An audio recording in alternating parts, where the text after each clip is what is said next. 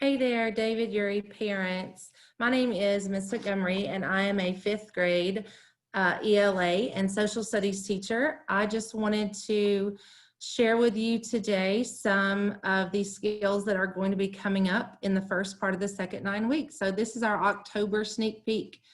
From the beginning of the school year until now, we've been reading a book called Esperanza Rising. The students have really gotten into it. We've been doing a lot of writing. We even wrote a 4-paragraph essay this week on a literary essay on the character reactions in the book.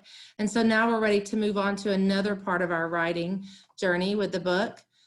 We are going to give you some tips on things that you can do at home to help your child.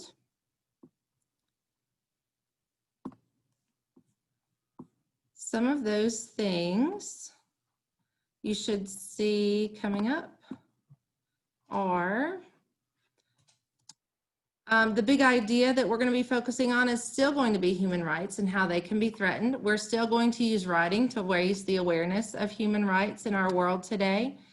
Students are going to be completing a performance task for the second 9 weeks, and that's going to be that they will write a monologue based on the events from Esperanza Rising. This is going to include how the people's rights are threatened and how that translates into today's world and how people are still being impacted by those challenges today. Students are then going to present their monologue to an audience. In language for the 9 weeks, we are going to be using the perfect tense verbs, and we're still working on writing incomplete sentences, having a subject and a predicate, making sure that our sentences start with a capital letter and end with the correct punctuation mark. Our writing focus is going to be to write our monologue, and we're going to include character reflections and details from our text in that.